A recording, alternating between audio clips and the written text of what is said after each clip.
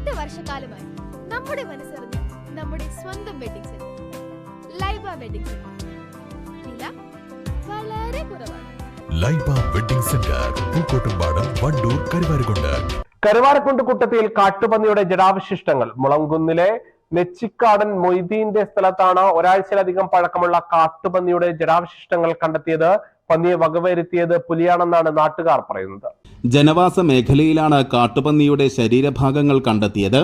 ഏതോ ജീവി ഭക്ഷിച്ചതിന്റെ ശേഷിക്കുന്ന ഭാഗങ്ങളാകാം ഇതെന്നാണ് നിഗമനം. നാട്ടുകാർ പുലിയാണ് എന്ന് ഉറപ്പിച്ചിരിക്കുകയാണ്.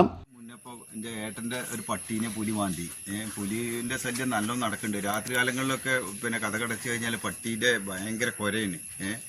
പിന്നെ ഇപ്പോൾ ഇവിടെ ഒരു പന്നീൻ്റെ അവശിഷ്ടം കിടക്കുന്നുണ്ട്. അതിപ്പോൾ പുലി കടിച്ചതാണോ എന്താണെന്നും പറയാൻ പറ്റണില്ല.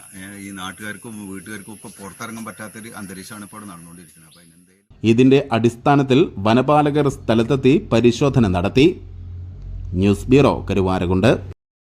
സ്വന്തം ഹൈസ്പീഡ് ഇന്റർനെറ്റ്, നമ്മുടെ സ്വന്തം ഇന്റർനെറ്റ്.